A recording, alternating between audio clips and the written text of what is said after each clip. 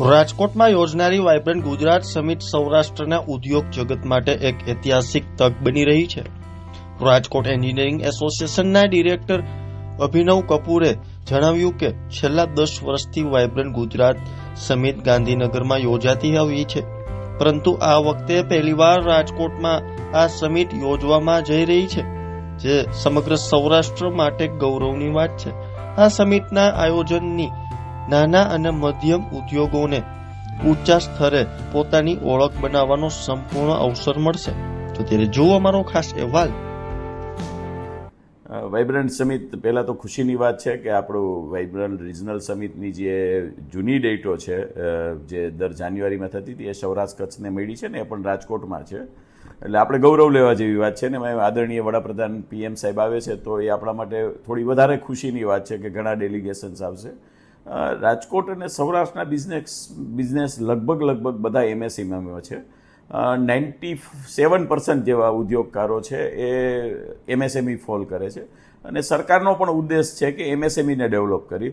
જ્યારે MSME માટે આવું સરસ એક પ્લેટફોર્મ મળે ત્યારે દેશ વિદેશમાંથી આવતા બાયર્સ, ટેકનો ક્રિએટર્સ, જે HR મેનેજમેન્ટ માટેના જે નિષ્ણાતો અહીં આવી અને આપણા MSMEને જે સમજાવવાના છે અને એના માટેના સેમિનારોથી ઉદ્યોગકારોને બેનિફિટ આપવાના છે, એ આપણા માટે બહુ ખુશીની વાત છે કે આપણા ઉદ્યોગકારો દેશ વિદેશમાં જે જઈ નથી શકતા અથવા બીજી કોઈ જગ્યાએ જઈને આવું કંઈ કોચિંગ નથી લઈ શકતા અથવા પ્રોડક્ટ નથી લઈ શકતા, તો આ માધ્યમથી જે બહારથી જેમના સ્ટોલ છે એમની પ્રોડક્ટ પણ જોઈ શકશે અને પોતાની પ્રોડક્ટને પણ ડિસ્પ્લે કરી શકશે. એવું સરકાર દ્વારા MSMEને 13,500 જેવી નાનકડી કિંમતમાં 9 સ્ક્વેર મીટરનો સ્ટોલ સરકારે આપ્યો છે, જે પણ એક સરાહનીય બાબત છે. પોતાની પ્રોડક્ટ ડિસ્પ્લે કરી શકશે અને આવનાર કસ્ટમરોને સમજાવી પણ શકશે, એટલે દેશના અને વિદેશમાં પોતાનું માર્કેટ પણ ડેવલપ કરી શકશે. એટલે MSME માટેનું જ આ એક ઇવેન્ટ છે એવું આપણે કહી શકીએ તો કંઈ જરાય અતિશયોક્તિ નથી. MSME આપણા દેશનું અર્થતંત્ર ચલાવે છે, સૌથી મોટી રોજગારીનું સર્જન MSME કરે છે.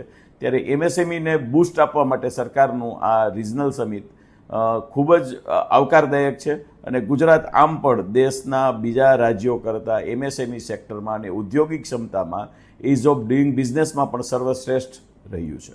રાજકોટ એક એન્જિનિયરિંગનું ક્લસ્ટર છે, સાથે સૌરાષ્ટ્રના જુદા જુદા બીજા ડેરી પ્રોડક્ટ્સ, કચ્છની અંદરથી બાંધણી, જામનગરમાં બાંધણી, કચ્છની જુદી જુદી હેન્ડલૂમ્સની આઇટમો, આ બધી જ પ્રોડક્ટનું એક સમન્વય થયું છે.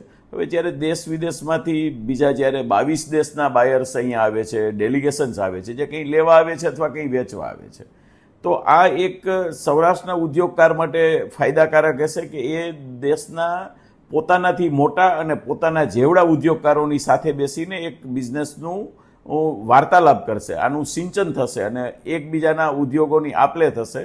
ત્યારે આ એક એવા સ્ટેજ ઉપર આવશે કે આપણો એક રાજકોટનો અને સૌરાષ્ટ્રનો ઉદ્યોગ મોટો થશે. કેમ કે રાજકોટનું ક્લસ્ટર આખા સૌરાષ્ટ્રનું ક્લસ્ટર એવી રીતે ડેવલપ થયું છે કે આજુબાજુના વિસ્તારને, દેશને જ્યારે જરૂરિયાત પડી છે અને આપણી સ્કિલને હિસાબે આપણે એને બનાવી દીધા છે અને આ પ્રોડક્ટ આપણે દેશ દુનિયામાં વેચતા થયા છે. આપણી પાસે ટ્રેડ ડેવલપમેન્ટ નામની એટલી બધી આવી જરૂરિયાત નહોતી ઊભી થઈ, કેમ કે આપણી પ્રોડક્ટ જ બધા લઈ જતા હતા.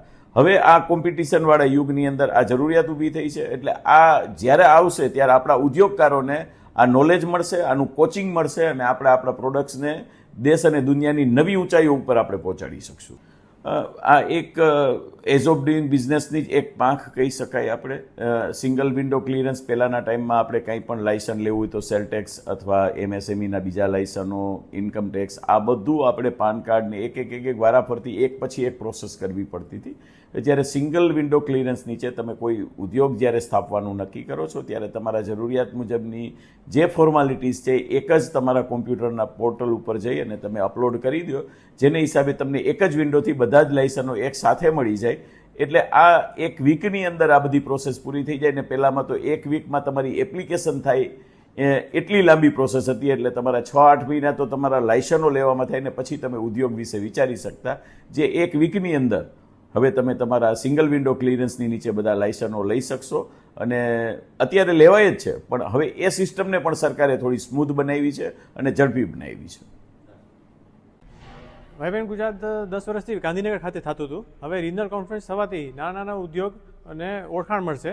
અને જે ગુજરાત લેવલમાં નાના સૌરાષ્ટ્ર સ્પેશિયલી સૌરાષ્ટ્ર રિજનમાં ઘણા ઉદ્યોગો છે, જેમ કે પેટ્રોકેમિકલ છે, ટાઇલ્સ છે, પછી ઓટો ઇન્ડસ્ટ્રીઝ છે, પછી સાડીના ઉદ્યોગો છે અને પોર્ટ છે જે કચ્છમાં.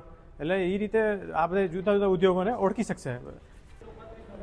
જ્યારે વાઇબ્રન્ટ ગુજરાત લેવલે બહારના લોકો આવશે તો એ લોકોને ઇન્વેસ્ટ કરવા માટે એ નાના ઉદ્યોગોને અને મિડલ સ્કેલના ઉદ્યોગોને ઓળખી શકશે અને ત્યાં એ લોકો ઇન્વેસ્ટ કરવાની એને ઓપોર્ચ્યુનિટી આપશે.